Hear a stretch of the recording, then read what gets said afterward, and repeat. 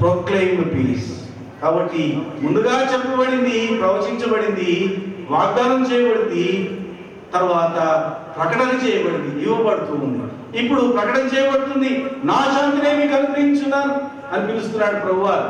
ప్రయాసపడి భారం వహించిన సమస్త జిల్లారా నా ఎందుకు రండి, నేను మీకు విశ్రాంతి కలిగేతనని ప్రకటిస్తున్నాను. ఆ ప్రకటనను నీవు గైకొని ఆయన దగ్గరికి వస్తే నీకు సమాధానం ఇచ్చేవాడు ఉంటున్నాడు.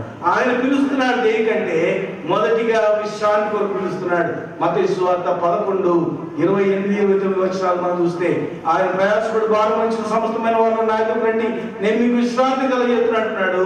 రెండవదిగా ఆయన అంటున్నాడు, మీ మీద నా కాడి ఎత్తుకొని నా యొక్క నేర్చుకోండి. ఇదండి ఆయన కాడిని ఎత్తుకొని ఆయన దగ్గర నేర్చుకుంటే నిజమైన విశ్రాంతి. చాలా మంది అనుకుంటారు, అబ్బా నా భారం పోయింది, ఇంకా విశ్రాంతి వచ్చింది. సరే, విశ్రాంతి వచ్చింది. సంపూర్ణమైన విశ్రాంతి కావాలంటే ఆయన దగ్గర నేర్చుకో. ఆయన దగ్గర దీనత్వం నేర్చుకో. క్రీస్తు యేసు కలిగిన మనసు మీరును కలిగి ఉండి. ఆయన మనసు కలిగి ఉందా? దీనమైన మనసు, తగ్గించుకునే మనసు, ఇతరుల కొరకు తను తాను త్యాగం చేసుకునే మనసు. ఆ మనసు శిష్యుల పాదాలు కడిగిన మనసు. అటువంటి మనసు కలగాలి మనకు. అటువంటి మనసు కలిగినప్పుడు విశ్రాంతితో జీవిస్తావు. ఎన్నెన్నో కలవర పరిస్థితులు వచ్చినా, ఇంటిలో వచ్చిన, సంఘంలో వచ్చిన, సమాజంలో వచ్చిన, నీవు సమాధానంగా జీవించగలిగిన శక్తిని దేవుడు ఇస్తాడు. రెండవదిగా ఎందుకు పిలుస్తున్నాడంటే సమాధానం కొరకు పిలుస్తున్నాడు. కొరింథీయులకు రాసిన మొదటి పత్రిక 7వ అధ్యాయం 15వ వచనం. మొదటి కొరింథీ 7:15.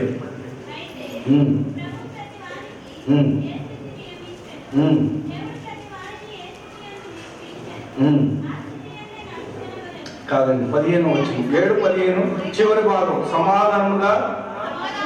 సమాధానంగా ఉండుటకు దేవుడు మనను పిలిచి ఉన్నాడు. ఎందుకు పిలిచాడట? సమాధానం ఉండడానికి. కొట్లాటలకు కాదు సుమా, స్థానాల కోసం కాదు సుమా. ఈ స్థానాల గురించి ఆలోచించినటువంటి వాడు, దేవుని వాక్య ప్రకారంగా ఎదుగుదల జీవితం కలిగిన వాడు, కుమారుని స్థానంలోకి ఎదిగిన వాడు.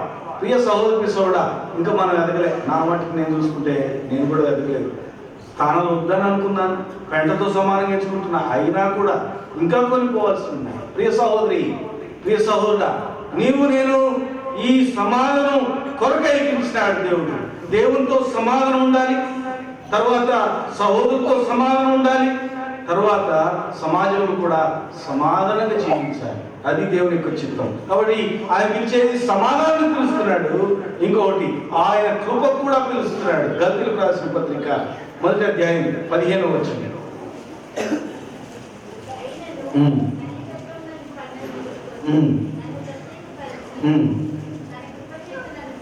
తన కృప చేత నన్ను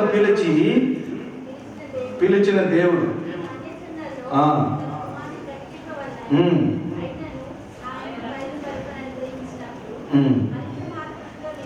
చాలండి. ఆయన అంటున్నాడు, తన కృప తప్పున నన్ను పిలిచాడు అంటున్నాడు. తర్వాత తిమోతికి రాసిన 2వ పత్రిక 1వ అధ్యాయం 9వ వచనంలో మనం చూస్తే మధ్య భాగంలో మన రక్షకుని ప్రత్యక్షత వలన బయలుపరచబడిన తన కృప అక్కడ కింద రాయబడింది. ఆయన మనల్ని పిలిచాడు పరిశుద్ధమైన పిలుపుతో. అంటే కృప చొప్పున పరిశుద్ధమైన పిలుపుతో కృప కొరకై మనం పిలిచాడు. కృపకు పాత్రలు కావాలని పిలిచాడు. కాబట్టి చాలాసార్లు కృప నుంచి తొలగిపోయే పరిస్థితులు వస్తాయి. జాగ్రత్త సుమా. ఆయన కృప ఎంతో ప్రాముఖ్యమైంది. ఆ కృప నుండి తొలగిపోకూడదు. కృప నుండి తొలగిపోయిన వారి జాబితా యూదా పత్రికలో చక్కగా రాయబడింది. ఆ జాబితాలో కనుక నీ యొక్క పరిస్థితి ఉంటే చాలా విచారకరమైన విషయం. ఈ కృప గురించి ధ్యానించినప్పుడు నా చేతులు కాళ్ళు వణికినాయి. ప్రభువా, నీ కృప నేను ఎంత నిరర్ధకంగా ఇచ్చినాను, నన్ను క్షమించు ప్రభువా అని అప్పటి నుంచి తీర్మానం చేసుకున్న. ప్రభువా, బ్రతికితే నీ కొరకే, చనిపోతే లాభం. ప్రభువా, నీ కృప నుండి నన్ను తొలగిపోనివ్వకు, నన్ను కరుణించు ప్రభు. కాబట్టి కృపను లోకు వేయించొద్దు సుమా. దేవుని కృప ఉన్నదిలే అనుకుంటే కాదు, చాలా జాగ్రత్తగా ఉండాలి. తర్వాత ఇంకెందుకు పిలిచాడు? ఆయన సహవాసానికి పిలిచి, చాలా ఉన్నాయి, 5 సంగతులు మాత్రమే.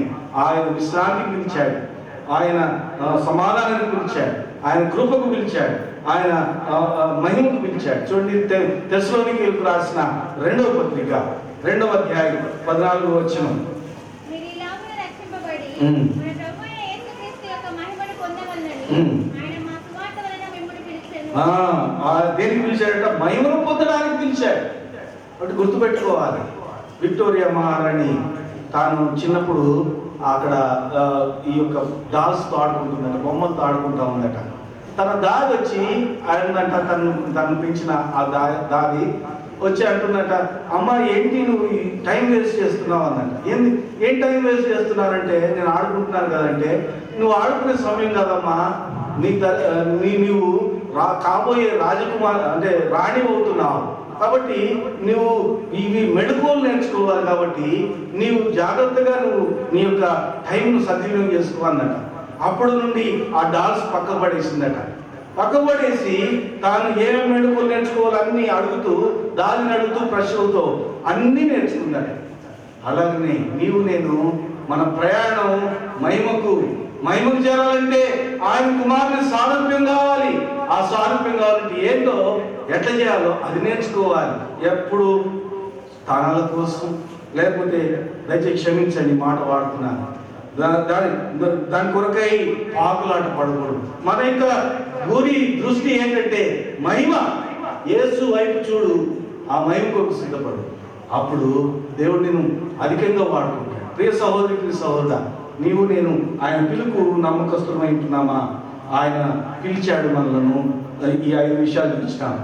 దేవుడు తన యొక్క సమాధానమును బయలుపరిచాడు. చూడండి, ఎఫెసీయులకు రాసిన పత్రిక 2వ అధ్యాయం 11 నుండి 17 వరకు చూస్తే, గాడ్ రివీల్స్ పీస్.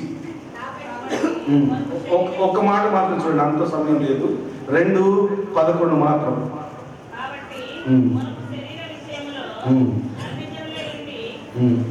13వ వచనం చదువు. అయినను మునుపు దూరస్తులమైన మీరు ఇప్పుడు క్రీస్తునందు క్రీస్తు రక్తం వలన సమీపస్తులై ఉన్నారు. ఆ పైన వచనాలు చూస్తే మనం ఒకప్పుడు దేవుడు లేని వారు, దూరస్తులం, నిరీక్షణ లేని వారు, పరదేశులం, పరిజనులం, సహపౌరులం కాదు, వాగ్దాన నిబంధనలు లేవు. అయితే దేవుడు తన యొక్క సమాధానము బయలుపరచడం ద్వారా మనం దానికి వారసులమైనాం. రోమా పత్రిక 5వ అధ్యాయం 8వ వచనం. రోమా 8:5. 5:8 క్షమించండి, 5:8. తన ప్రేమను వెల్లడిపరిచినాడు. ఎట్లనగా మనం ఇంకా పాపం ఉండగానే భక్తి మనం కొరకు ఆయన చనిపోయాడు. అంటే ఆయన ప్రేమను వెల్లడిపరుస్తున్నాడు. హి రివీల్స్ హిస్ లవ్, హి రివీల్స్ హిస్ పీస్. కాబట్టి నా జీవితంలో ఆయన తన యొక్క ప్రేమను వెల్లడిపరుస్తున్నాడు. తన యొక్క ప్రేమ కుమారుని బయలుపరిచాడు. సమాధానం నీకు కావాలంటే యేసు ప్రభు అని ఆయన బయలుపరిచాడు సమాధానం. తర్వాత చూడండి, యేసు ప్రభు ఆ యొక్క సమాధానం ఇచ్చాడు. చూడండి, కీర్తన 29:11. కీర్తన 29:11. కీర్తన 29:11.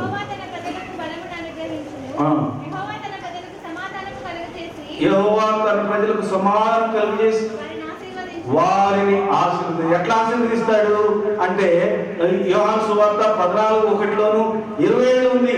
నా శాంతినే మీకు అనుగ్రహించి వెళ్ళుచున్నానని యేసు ప్రభువారిని శాంతిని ఇవ్వడానికి, శాంతి ప్రదాతగా, సమాధాన కారకుడుగా ఈ లోకానికి పంపించాడు.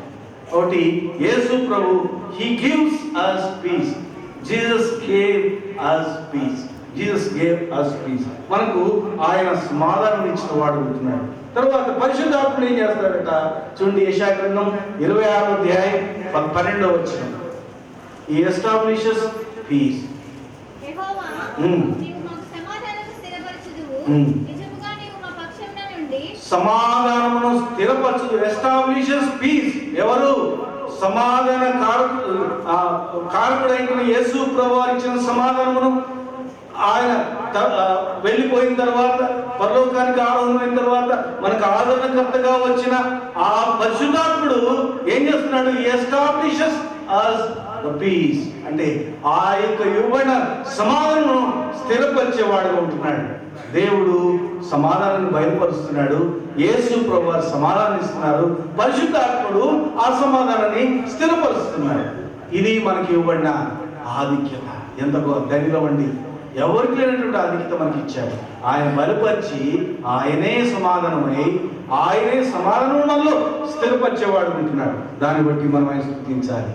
నీవు నేను సమాధానము వెదకి వెంటాడాలి. చూడండి, కీర్తన 34:14 రాయబడింది. సమాధానమును వెదకి వెంటాడు.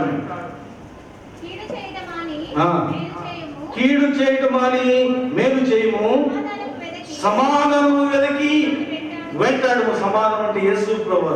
ఆయన వెదకి ఆయన వెంబడిపో, నీకు సమాధానం వస్తుంది. ఆయన వెంబడిపోకుండా మనుషులు వెంబడిపోయావా, నీ సమాధానం గాలిలో కలిసిపోతుంది. ప్రియ సహోదరు, ప్రియ సహోదరుడా, ఎవరికి చెందినవాడు?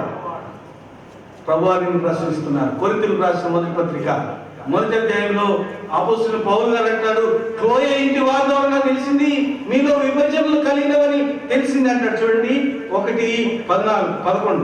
నా సహోదరులారా, మీలో కలము కలవని మిమ్మల్ని గూర్చి క్లోయ ఇంటి వారి వల్ల నాకు తెలియవచ్చును. మీలో ఒకడు నేను పౌలు వాడను, నేను అపోలో వాడను, మరి ఒకడు నేను కేఫా వాడను, ఇంకొకడు నేను క్రీస్తు వాడని చెప్పుకుంటున్నారని నా తాత్పర్యం. క్రీస్తు విభజించబడి ఉన్నాడా కింద రాయబడి ఉంది. క్రీస్తు విభజించబడి ఉన్నాడా? వీళ్ళంతా పరిచారకులే కదా. ప్రియ సహోదరి, ప్రియ సహోదరుడా, యేసు ప్రభువుకు చెందినవాడు ఉండాలి. సమాధానం వెదకి వెంటాడు. కాబట్టి నీవు నేను సమాధానం వెదకి వెంటాడాలి. నీ జీవితంలో ఆ సమాధానం గొప్ప సమాధానంగా, సమృద్ధి అయిన సమాధానంగా,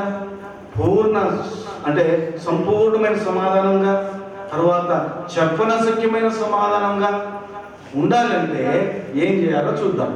ఇది ప్రాముఖ్యమైన సుమా. చూడండి, 119వ కీర్తన 116. 119వ కీర్తన 116.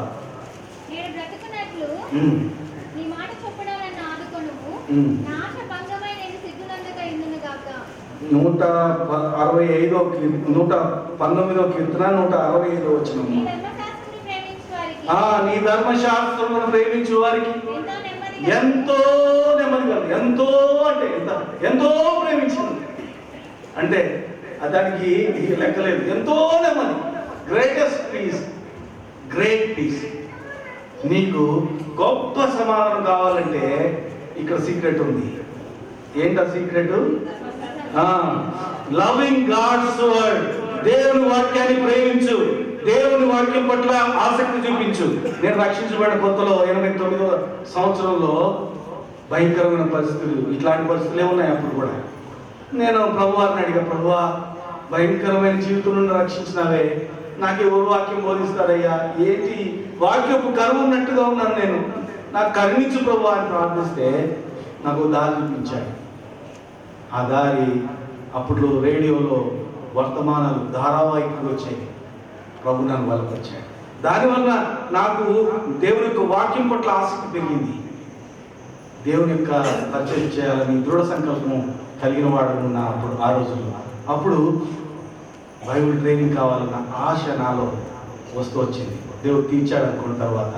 అయితే నేను చెప్పేది ఏంటంటే, ఆయన వాక్యం పట్ల ఆసక్తి, ఆయన ధర్మశాస్త్రం ప్రేమించే వారికి ఎంతో నెమ్మది, గ్రేట్ పీస్. ధర్మశాస్త్రం ప్రేమించలేదనుకో, నీలో అంత కలవరం గురించి ప్రభు చిత్తమైతే ఆదివారం చూద్దాం. ప్రభు దినం. ఈ కలవరం కలగకుండా ఉండాలంటే, గొప్ప సమాధానం నీకు ఉండాలంటే నీవు ధర్మశాస్త్రాన్ని ప్రేమించు. ఎంతమంది బైబిల్ చదువుతున్నారండి? ప్రతిదినం బైబిల్ చదివేవాడు ఉన్నారా? ఉంటే దేవుని స్తోత్రం. లేకపోతే ఇది తీర్మానం చేసుకో, నూతన సంవత్సరం, ప్రభువా నేను ఉదయకాలనే నీ ముఖ దర్శనం చేస్తాను, నీ వాక్యం చదువుతాను. నిజంగా అండి, అంతకుముందు లేదు. నేను రక్షించబడక ముందు, రక్షించబడిన తర్వాత దేవుని వాక్యం, ఆయన ముఖ దర్శనం చేయడం వల్ల నాకేమవుతుందంటే ఎన్నెన్నో సమస్యలు వస్తాయి ప్రతిదినం. ఆ సమస్యలపై విజయాన్నిస్తున్నాడని ధైర్యంగా చెప్పగలను. ప్రియ సహోదరుడా, ఆయన ధర్మశాస్త్రం ప్రేమించే వారికి ఎంతో నెమ్మది కలదు. ఇది ఫస్ట్ సీక్రెట్. కాబట్టి నీవు ఆయన ధర్మశాస్త్రాన్ని ప్రేమించాలి. యెషయా గ్రంథం 48:18. 45 చదవండి. కన్నులెత్తి నలుదిశలా చూడు. నీవు నా ఆజ్ఞలను ఆలకింపవలెనని ఆ. నేనెంతో కోరుచున్నాను. చూడండి ఆయన కోరిక, ఆ ప్రభు వారి కోరిక చూడండి. ఏమంటున్నాడు? నా ఆజ్ఞలను నీవు ఆలకించు. ఆలకించవలని, వినాలి అని ఆయన కోరుతున్నాడు. ఎంత మంచి కోరిక దేవునికి. నువ్వు వింటున్నావు ఆయన ఆజ్ఞని? ఎంతో కోరుచున్నాడు. ఆయన కోరికను తీర్చేవాడు ఎవరున్నారు? ప్రియ సహోదరుడా, ప్రియ సహోదరి, ఆయన కోరికను తీర్చుతున్నావా? ఇంకొకటి, యేసు ప్రభు వారు యోహాను సువార్త 17వ అధ్యాయం ఆయన ప్రార్థన ఒకసారి చదవండి ప్రియ సహోదరుడా, ప్రియ సహోదరి. ఐక్యత గురించి, ఏకంగా ఉండాలని ఎంతగా ఆయన హృదయ వాంఛను అక్కడ వెల్లడిపరిచాడు. చూడండి, ఆయన కోరికలు ఉన్నాయి. ఆ కోరికలు తీర్చేవాడు ఎవరు? ప్రియ సహోదర, ప్రియ సహోదరి, ఇది నా తీర్మానం చేసుకో.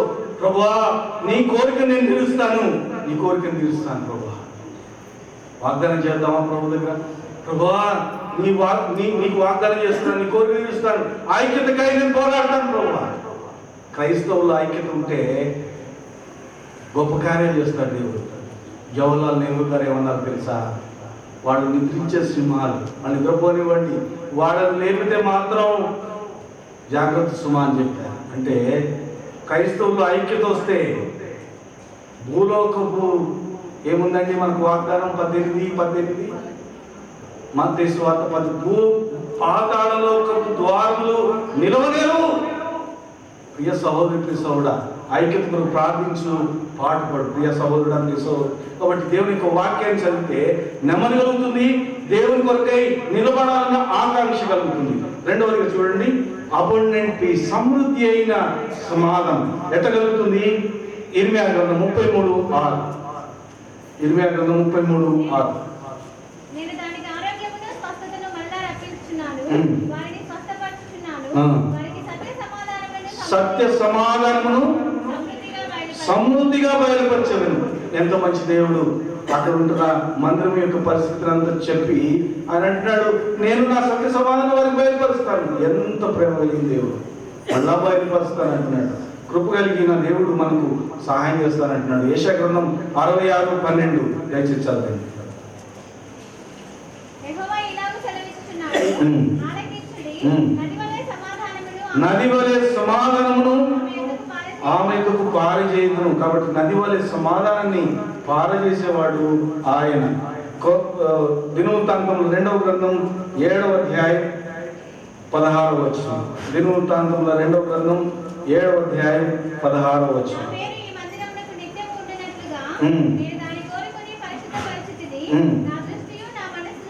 నా దృష్టియు నా మనస్సు దాని మీద ఉండును.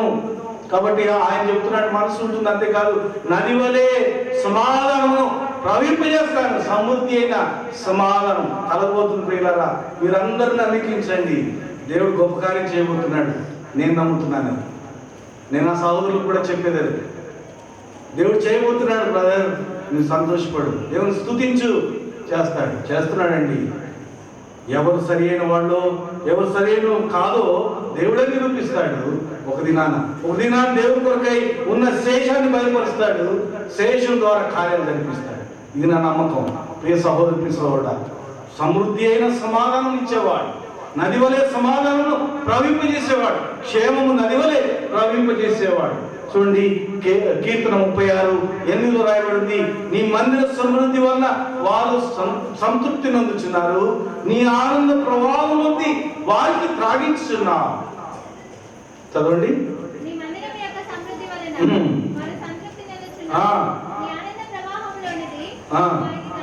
వారికి త్రాగించున్నావు. ఇది దేవుడు ఇవ్వబోయే ఆ యొక్క వాగ్దానం చేస్తానంటున్నాడు. ఆనంద ప్రవాహం అంతకుముందు ఎట్లా ఆనంద ప్రవాహంలో తాగాడో అట్లనే అదే రీతిగా సమృద్ధితో నింపుతానంటున్నాడు. Abundant piece. చూడండి, ఇంకొక మాట చూద్దాం. 16వ కీర్తన 11వ వచనం. ఆయన సన్నిధిలో సంపూర్ణ సంతోషంగా, నీ సన్నిధిని సంపూర్ణ సంతోషం ఉంది అంటే దీని అర్థం ఏంటంటే loving God's presence or loving the house of God. దేవుని యొక్క మందిరాన్ని ప్రేమించడం ద్వారా జరుగుతుంది. సమృద్ధి అయిన సమాధానం వస్తుంది. ఎట్లన్నా మందిరంలో అన్నీ ఉన్నాయన్నా, ఎట్లన్నా వచ్చేది, ఎట్లా ప్రేమించేది అన్నా. మీరు ప్రేమించి చూడండి ప్రియ సహోదరుడా, ప్రియ సహోదరుడు, నేను అది చేశాను. మందిరంలో భయంకరమైన పరిస్థితులు ఉన్నా దేవుని మందిరానికి తప్పకొచ్చేవాడిని, పనులుంటే చేసేవాడిని, వెళ్ళిపోయేవాడిని. సమృద్ధి ద్వారా నేను జయించాను అని చెప్పగలను. దేవుని యొక్క తోడ్పాటును బట్టి సుమా నా సామర్థ్యం ఏమీ లేదు. కాబట్టి మందిరం యొక్క సమృద్ధి అయిన సమాధానం ఎక్కడ ఉంటుందంటే మందిరంలో ఉంటుంది. సహోదర